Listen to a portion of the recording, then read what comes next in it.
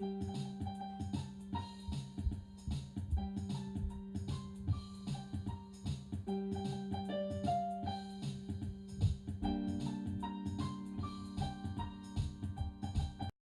the origin. We got to.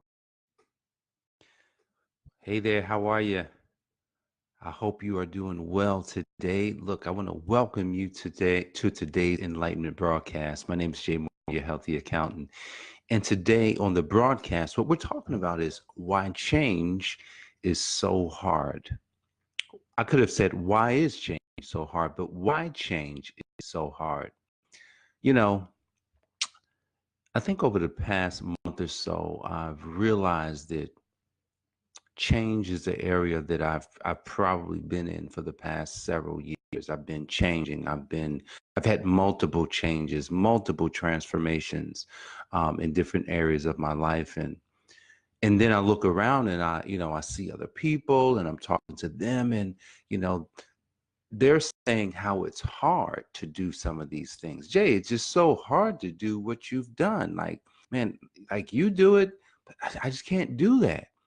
And I'm thinking to myself, man, it's really not that hard. But then something hit me and said that not that hard for you, but it's hard for most people. All right. So this is what I'm going to share with you this morning, because change is constant.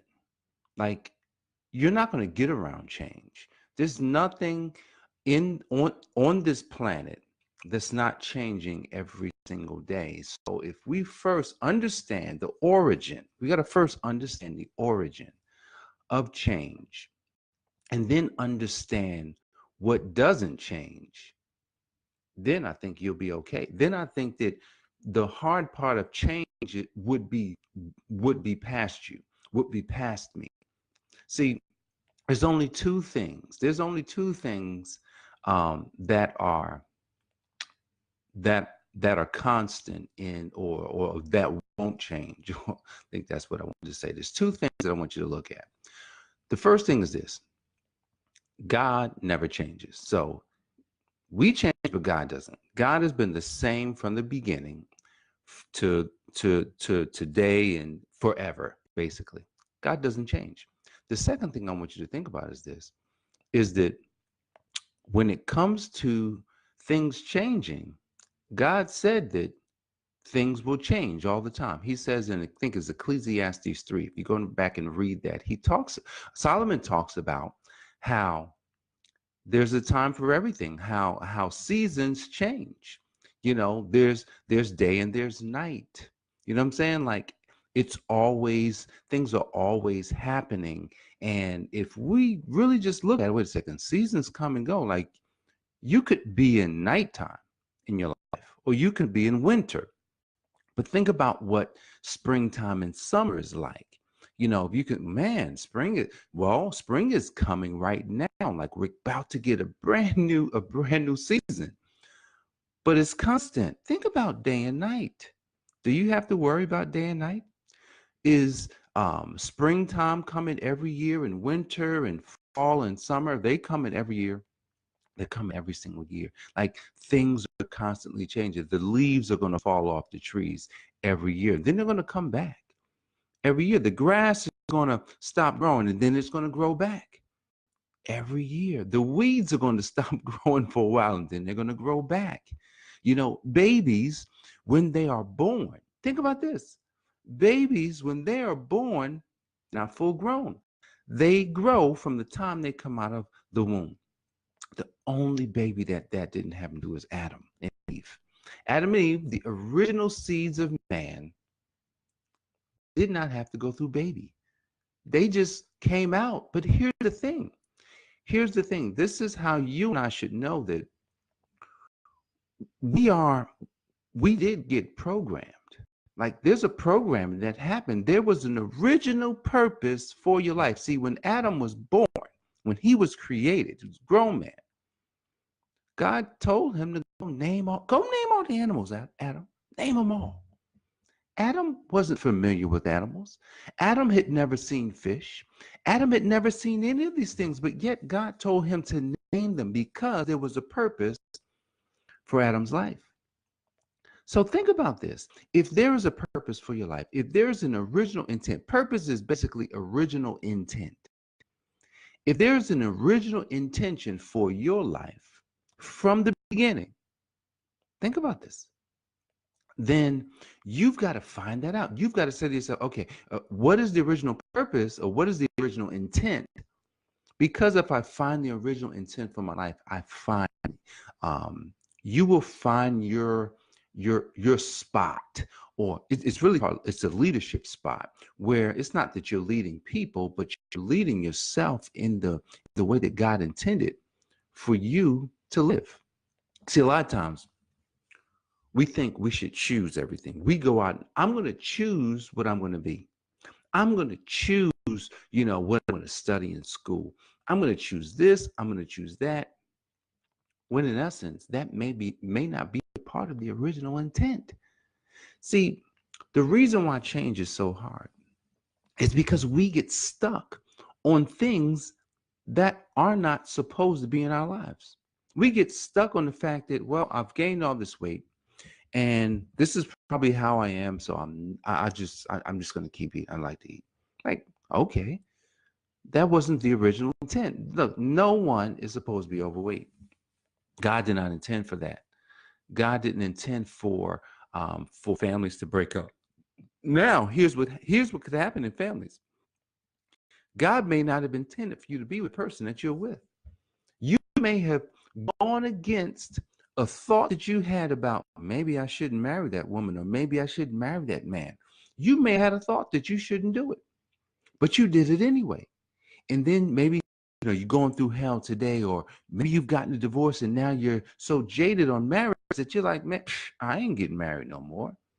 Like that's a story that people have all the time. Sometimes you get married, and it's almost like you were supposed to get married and get a divorce.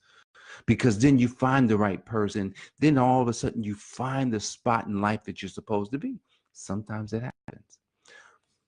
But why is change so hard? Well, let's really dissect this for the next few minutes.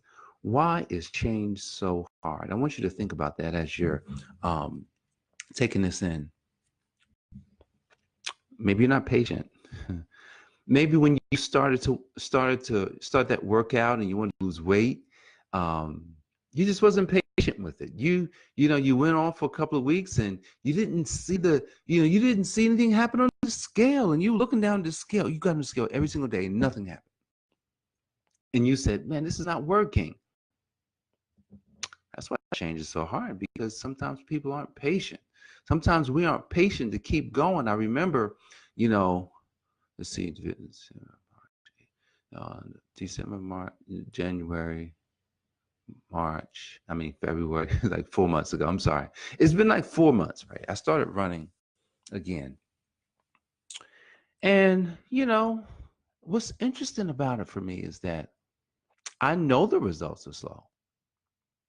I know they're slow. Like, I have to keep going through different challenge points in the whole running process, because it's challenging to do it, because I've got some opportunities in within my body that sometimes says to me, you shouldn't do it today. I've had that. I've scaled it. I've gone from 6 and 7 days to 4 and 5 days. Just to kind of give myself a point of rest, let my body rest a little bit. And I said to myself, yeah, it's challenging to run these 2 and 3 miles a day. But it's interesting, while I'm doing it, it's not as challenging. It's more challenging to open the door and go outside than it is to actually go and run. So change is so hard because we're not patient. We're trying to get the results before we get the results. And because we don't get the results fast, or because the results don't show up quickly, tomorrow, in a week, 2 weeks, then we quit. Why is change so hard? So we just said it was lack of patience. Well, maybe you're lacking imagination today. Do you lack imagination? Where you're thinking about changing, but you can't get past the fact that you're not sure how you want to get there. Well, you got to have some imagination. You've got to think of all the possibilities that are attainable because of the change. Like it's totally possible for you. You know, if someone has to lose 100 pounds, the first thing I would tell that person to do, the first thing I would ask them is, do you know if anybody else had to lose 100 pounds before? And they would probably say, yes. I've heard all sorts of stories about people losing 100 pounds, but they're not me. Absolutely. But are there people that have lost 100 pounds before? They would say, yeah. All right. So it's possible for you because someone else did it. We're not saying that you're going to do it the way that the person did it. We're not saying that you're going to get the results at the same points that that person got results. Nope, we're not saying that. We're just saying because that other person is human, there's not a person on this planet that's not gifted. We all have the ability to do amazing things. And losing weight, I wouldn't even call that amazing. That's just something that anybody can do that. Because that's not being gifted. That's just using will. That's all it is. It's using your will to get what you want. So if other people have done it, the first thing you want to basically say is, all right, other people have done it. That means that there's a possibility that I can, because remember, we're looking at all the possibilities. Then you say, okay, well, we're looking at the possibilities. Someone else did it. All right, let's devise a plan. See, here's how you win. You win by having a plan. So it's kind of like if, I didn't have to lose weight. So I was running every day. I said, I wrote down my plan for health for the year was I was going to run, at least 2 miles a day.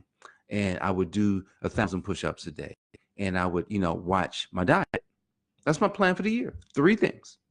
Don't have to do a whole bunch of stuff, just 3 things. Now, are they challenging? Absolutely. To get up and run 7 times a day, 7 times a week, a couple of miles. Yeah, that's challenging. But for people that run further, it's like, Jay, that's nothing. You got people that run 5 miles a day. Yes, there are people that do it. That I said 2. So for me, yeah, that's what I'm going to do. So there's people that's doing way more than I'm doing. Then the whole goal with 1,000 push-ups a day, which like for the past week, I haven't done 1,000 a day. I kind of got off my schedule. I was doing 150, 100. There was a couple of days and didn't do any because my schedule got messed up. Which it's important that when you're now seeing the possibilities and you have a plan, a strategy, then it's going to be important to follow the plan. See, the plan that I had works, and I've done it many times. So the first thing you wanted to do is you wanted to understand that you had to be patient. Had to be patient when you're starting to look for a change. Then the second thing was, as you've now decided, I'm going to be patient. I know this is going to take some time to change. Then the second thing is they can imagine the possibilities. And within imagining the possibilities, you're saying to yourself, all right, so someone else did it, then that means that it's a possibility that I can do it. Then the second thing inside of imagining the possibility is create a plan, because you have to have a clear picture as to how you're going to do something. Because if you don't have the picture, then the change is going to be even harder than you thought it would be. So now you've decided that you will be patient. You've decided that you're going to look at all the possibilities. You've got a plan of action. Now it's just going through that process over and over and over again. Being patient, imagining the possibilities, having a plan, and just keep doing it. Sometimes you can put deadlines on it. A lot of people will put deadlines on the things that they want to do, and you should have a date. I want to do this by. Here's the thing. If you get to the date and you haven't gotten there and you haven't met that change, you say, you know what, I'm going to create a new date. I'm going to get there by this date. And you keep chunking down on it, because I guarantee you that when you got to the first date, something happened. When you got to the second date, something happened. When you get to the third time, then maybe you get to it. But here's the trick. As I close out, here's the trick. You have to have a lifelong plan. See, because the person that loses weight without a plan to continue on every day after they lose weight gains it all back.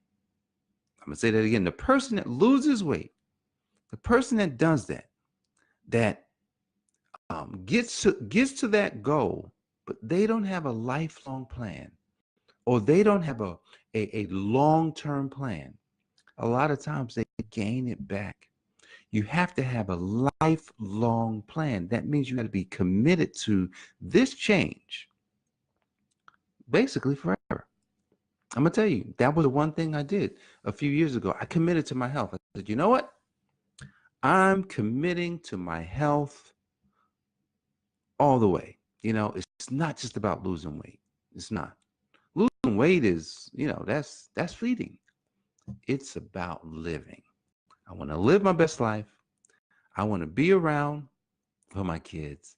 I want to, basically have the most optimal health and feeling that, you know what? I'm going to commit to this thing. I'm going to commit, and I'm going to commit to this for my life. That's the last thing that you would have to do. Make the commitment. Make the commitment for a long-term or lifelong strategy for that change you wanted to implement. And then you'll be like me, where you'll say, you know what? Yeah, it's challenging. But you know what? I'm committed to this. I'm not going to allow anything to stop me, and I'm going to keep pushing. I'm going to keep going because I'm committed to that thing that I wanted to change. And in essence, you would take something that was very hard, and then you would make it, I won't call it easy, but you would make it doable for you anytime. You could fall off track and get back on track because of the commitment. All right. So go back. If you missed most of the broadcast, go back and check out the beginning. Check out the three steps that gave you and why change so hard. And then at the end, you just heard what I said, which is commitment. That's the bonus. Commit to the lifelong plan or the long-term strategy. And then you'll make change. You'll make change. I'll say it easy. All right. God bless you guys. I hope you got some value from this program today. And if you did, share across Facebook, like, comment, let me know what you think. And I'll definitely look forward to seeing you back here. God bless you. Take care.